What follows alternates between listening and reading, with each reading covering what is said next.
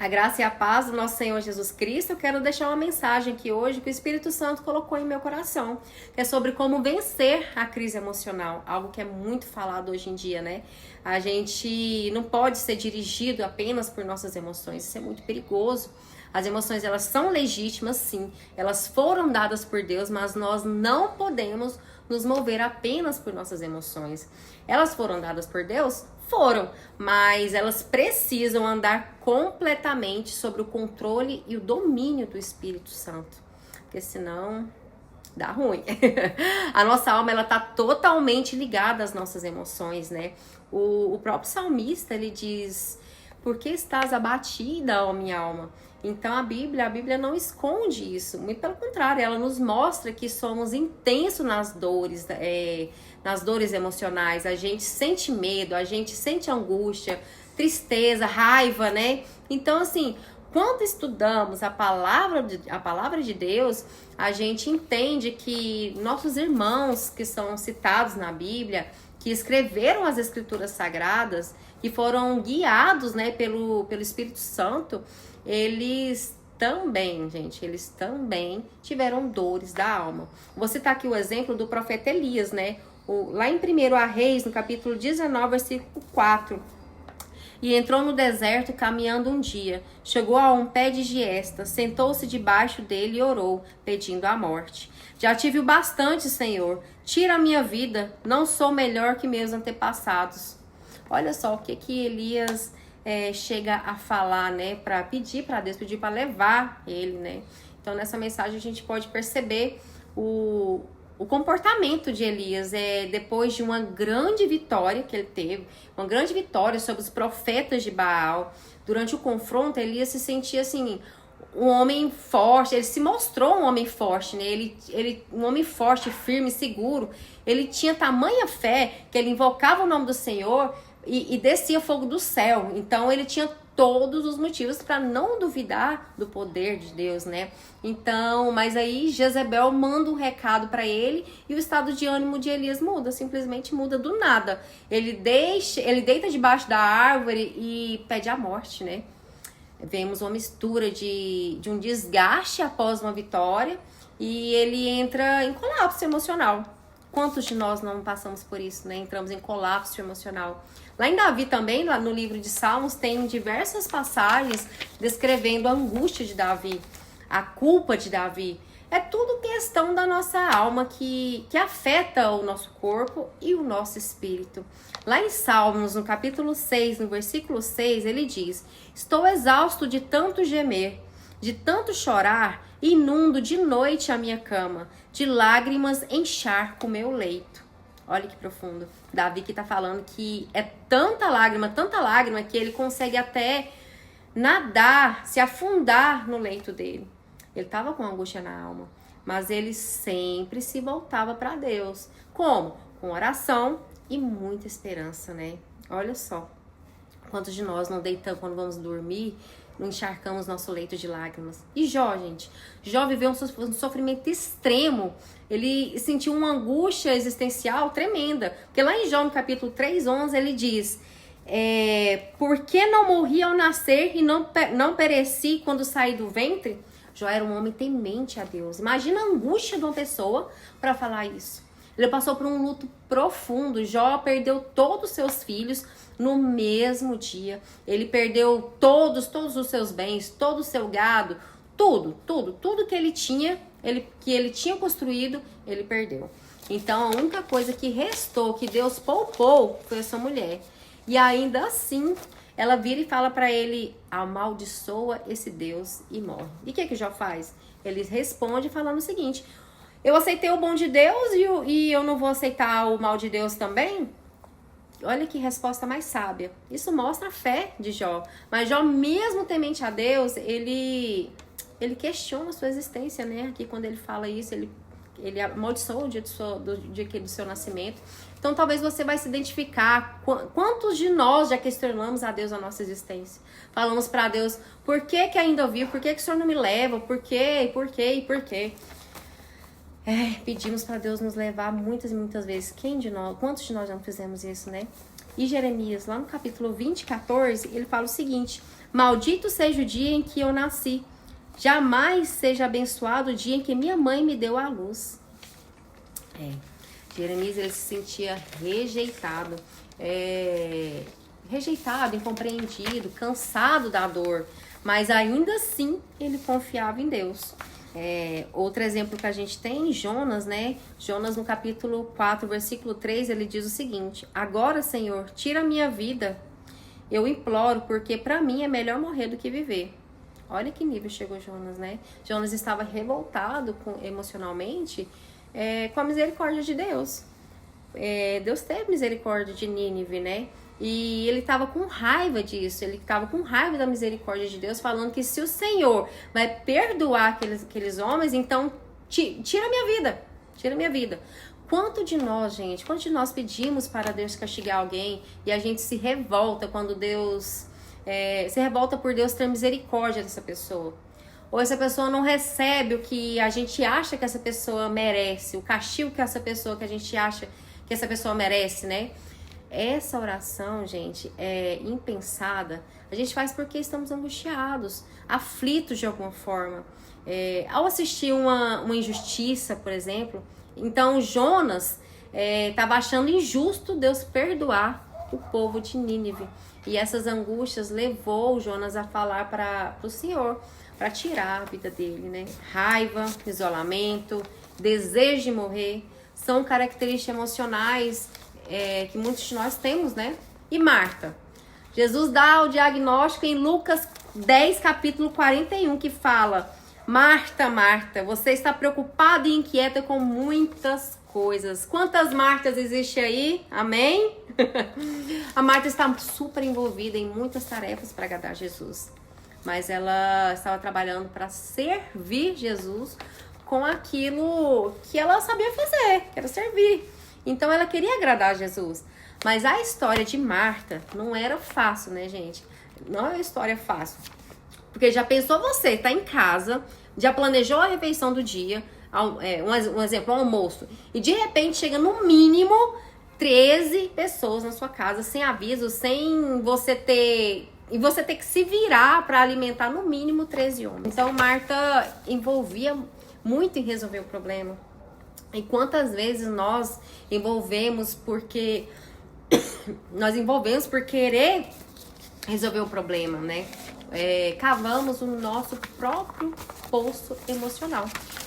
Você vai além das suas forças, então Jesus não desmerece o trabalho de Marta.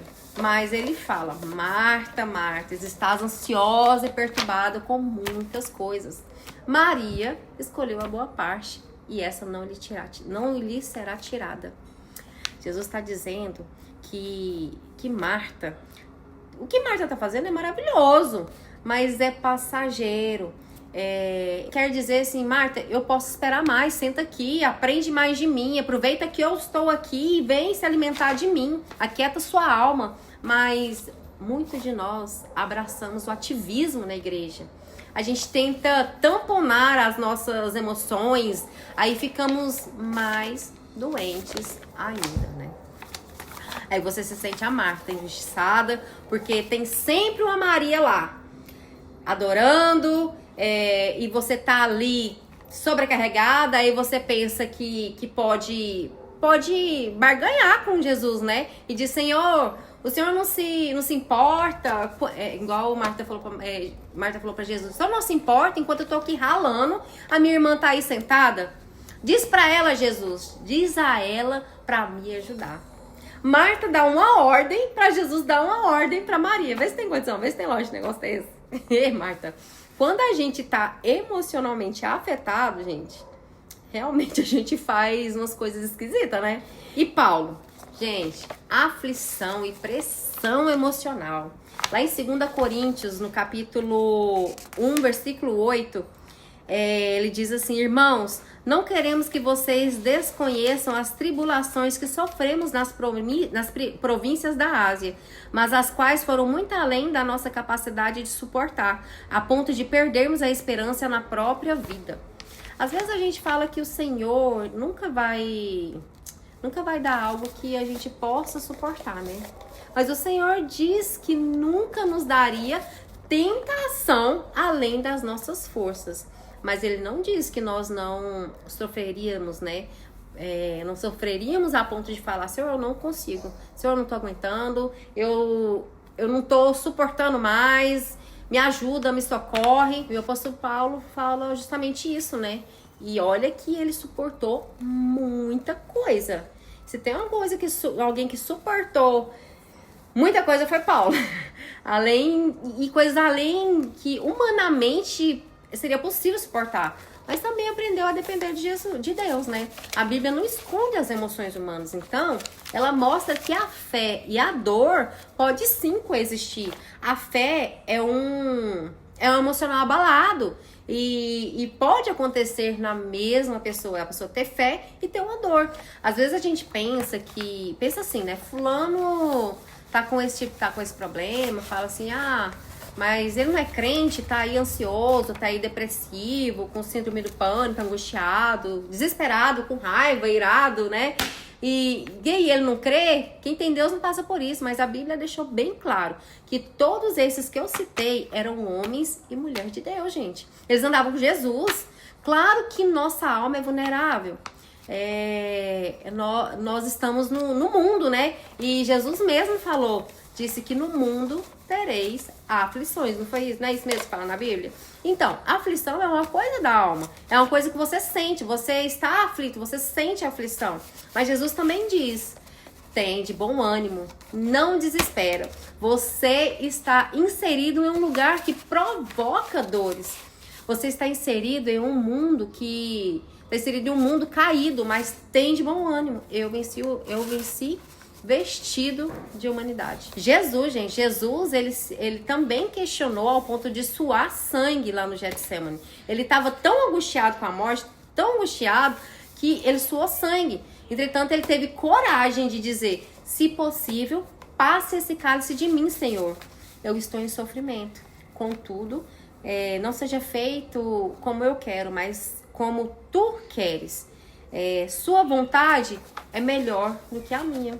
Eu sei que o Senhor tem eu sei que o Senhor tem um controle. Então, assim, o que nos esgota emocionalmente hoje, né? Tem o caos social, que são as notícias ruins que a gente vê, a desordem, as injustiças. A gente vira e fala assim, quando eu era jovem, era menos violência, era melhor, não sei o quê. E tem um fator psicológico, né? Que o fator psicológico, ele nos desestrutura, que são os traumas, os lutos que a gente viveu. Por isso a gente tem que estar nos curando todo dia, bebendo da água da fonte todos os dias, nos restaurando todos os dias, né? Descendo para casa do oleiro todo dia. Tem o fator físico, né? O fator físico também pode trazer doença emocional. Por exemplo, um diagnóstico de uma enfermidade. A gente acredita num diagnóstico de um médico como uma sentença. Só que quem tem a última palavra é o médico dos médicos, né, gente? Que é Jesus Cristo. E tem também o fator espiritual. Às vezes a gente tá vivendo algo e temos uma crise de fé, por exemplo. Um dia você pensa naquela oração que você fez aquele dia que não foi respondida, ou pensa assim, muitas pessoas que estão no mundo são abençoadas e eu não. Aí você vai questionar Deus, o amor de Deus. Então essas crises, né, espirituais tendem a se transformar em uma crise emocional. Então a gente tem que ter muito cuidado com isso. Aí vem os sinais, né? Os sinais do esgotamento emocional, que o corpo fala, né? Um deles é hiperdimensionar os problemas e minimizar as coisas boas. São aquelas pessoas que só vê o lado negativo de tudo e não percebe o que está acontecendo de bom, o que Deus já fez de bom para essa pessoa, os livramentos, as bênçãos. Enquanto você tem as coisas, tem muita gente que não tem nada, não tem nem onde dormir, não tem o que comer, né? Então, outro sinal é o isolamento. Aquela pessoa que sempre gostou de estar com pessoas e de repente não quer mais sair, não quer encontrar com ninguém, não quer encontrar com pessoas, não tem ânimo para fazer nada. Quantos de nós não temos a fé abalada, né? Que é outro sinal. Deus, por que o Senhor pode fazer e não faz? Por que o Senhor pode curar e não cura? Por que o Senhor permitiu acontecer isso comigo? Isso é uma fé abalada. Dormir mal é outro sinal de esgotamento emocional, que é você sempre dormiu bem e de repente não consegue mais, acorda no meio da noite, não consegue dormir, não consegue dormir de novo.